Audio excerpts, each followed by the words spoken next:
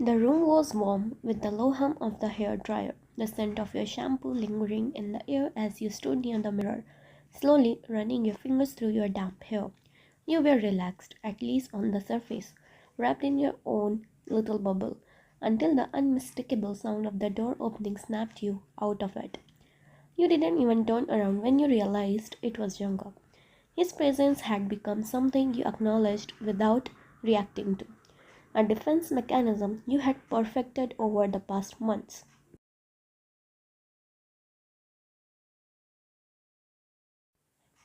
Get out, you said flatly, eyes still fixed on your reflection, your tone bored, detached, like his presence didn't matter enough to store anything inside you. Instead of leaving, he shut the door behind him. The click echoed far too loudly in the quiet room. No, he replied calmly, though there was tension threaded into his voice. I'm not leaving this time. You rolled your eyes, turning off the dryer and placing it on the table with deliberate slowness. I'm busy. Whatever you want, say it later.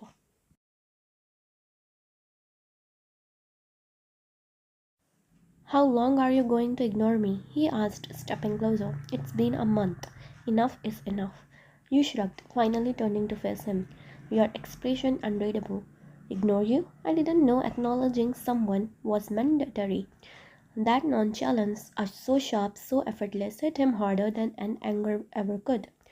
His jaw clenched as he studied your face, searching for something, anything, hurt, anger, even irritation. But you gave him nothing. That was when something snapped. In the blink of an eye, he crossed the distance between you and pressed you back against the wall.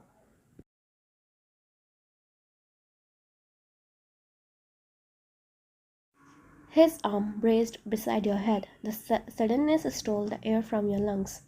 Jungkook, you warned, voice low but steady.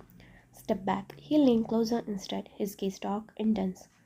What will you do if I don't? You swallowed, your heart betraying your calm as it began pounding against your ribs. This isn't funny. Leave. But he didn't listen. Instead, he dipped his head and kissed you. Firm, unapologetic, full of restrained frustration. Your eyes widened in shock, your body freezing for a split second. Yet you didn't push him away. You didn't pull back. Somewhere between surprise and formality.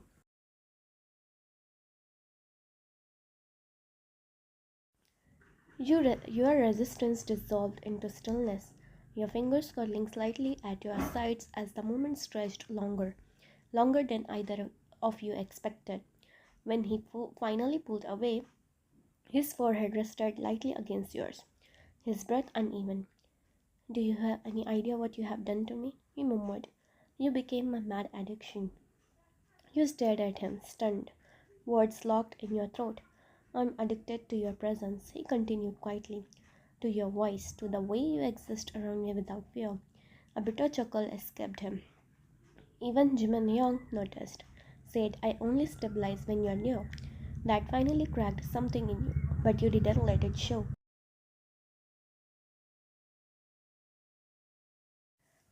Instead, you tilted your head slightly, a teasing smoke appearing on your lips. Wow, sounds serious. Should I start charging consultation fees? He laughed softly, shaking his head. You're impossible. Then his expression shifted, sincerity bleeding through. I'm sorry for that night, for everything I said. I was angry.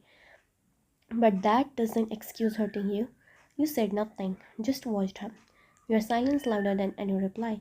After a moment, he straightened, the familiar cocky smoke returning to his lips as if to mask the vulnerability he had just revealed. Don't overthink it, he added lightly.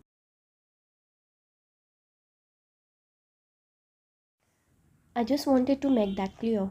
And with that, he turned and walked out, leaving you alone in the room, heart racing, cheeks burning, your reflection staring back at you like you didn't recognize yourself anymore. You pressed your palm against your chest, trying to steady your breath, utterly shocked and far too aware of how deeply he had just unsettled you.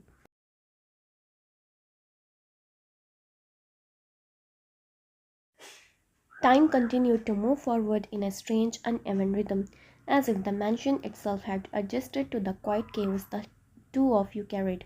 Jungkook's cravings never truly disappeared, They simply transformed. Whenever the restlessness crept into his body, the familiar tightness in his chest, the phantom itch for a smoke, you became the instinctive destination.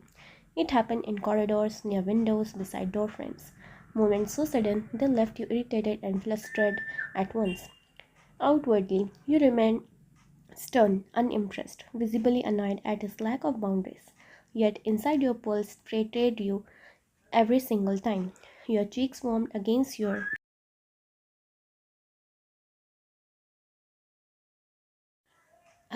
will, your thoughts scattered, and you hated how easily he could undo your composure without even trying.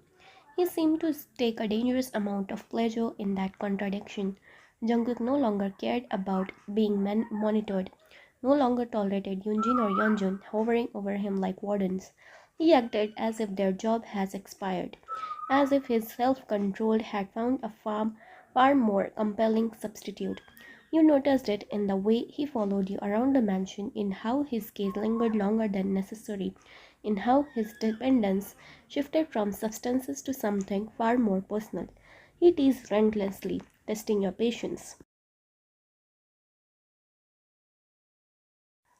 pushing buttons he knew would spark irritation on the surface on and heat beneath it. Your visible frustration became his favorite proof that you were affected. No matter how much you denied it, from your perspective as his pulmonologist, the situation was far more terrifying than he ever acknowledged. You saw the damage the cancer had already done, the fragility beneath his arrogance, the way his lungs betrayed him even when his pride refused to. Every case he stole carried a double weight. On one hand, relief that he wasn't destroying himself with smoke or alcohol, and on the other, fear that he was replacing on one addiction with another.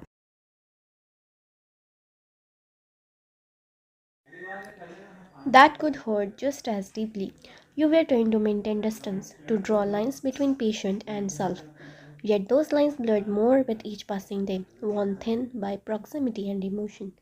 Your irritation became routine, almost performative, as if it were the only shield you had left.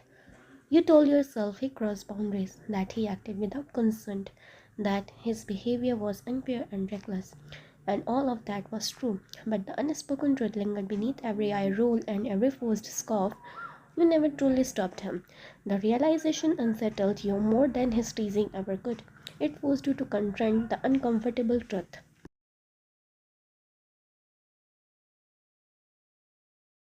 Uncomfortable truth that somewhere along the way concern had deepened into attachment, and attachment had begun to root itself where logic should have been. As days turned into weeks, the balance between control and chaos grew thinner. Jungkook treated your presence like a remedy, a craving suppressant, a temporary cure of something far more permanent. You, meanwhile, carried the weight of knowing his condition would not pause just because emotions had complicated everything. Between medical reports and stolen moments, irritation and warmth, professionalism and vulnerability, you found yourself standing in a space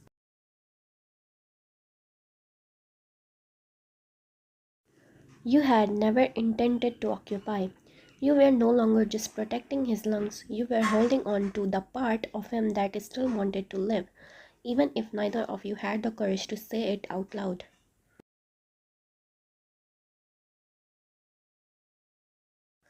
The room was unusually quiet except for a faint rustle of clothes being folded and the soft zip of a suitcase sliding shut. You stood near the bed, moving on autopilot, your mind heavy with thoughts you hadn't yet gathered the courage to explain.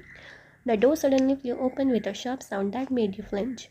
Jungkook stood there, chest rising rapidly, eyes dark and blazing as they locked onto the half-packed suitcase. "So this is it?" he snapped, his voice already loud, already shaking with anger. "You are leaving now, without even telling me?" You turned quickly, startled by the venom in his tone.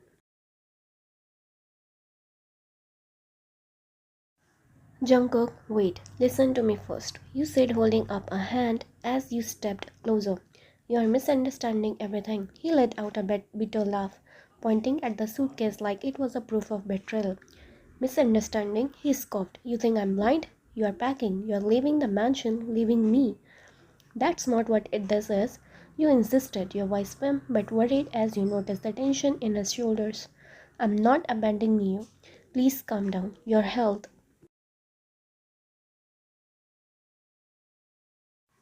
Don't talk to me about my health, he shouted, his voice echoing off the walls. You lecture me every day, control my life, kissing me back when I am losing my mind, and now you are just walking away like none of it mattered. Your eyes stung as you stepped closer, reaching out instinctively. Jungkook, stop yelling. You are getting worked up. Please sit down. You are starting to breathe heavily. He ignored you completely, his chest hitching as he paced the room like a caged animal. I knew it. He continued bitterly. I knew you would leave once you were done playing doctor, once I wasn't convenient anymore.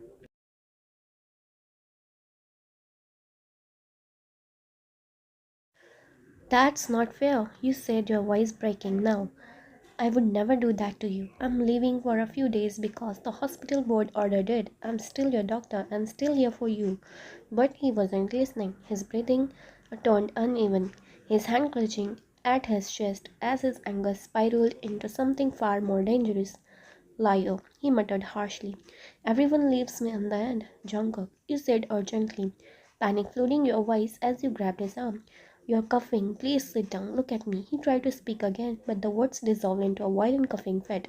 His body bent forward as harsh, painful coughs tore through his chest, each one sounding worse than the last. You held on to him. We are taking over completely. Stop talking. You cried, tears spilling freely now. Please breathe so slowly. Jungkook, please. Blood tinged his cuff, and before you could even scream for help, his knees buckled. Jungkook, you shouted as he collapsed, his weight going limp in your arms. You struggled to lower him to the floor, your hands shaking uncontrollably. No, no, no, please wake up, you sobbed, cupping his face.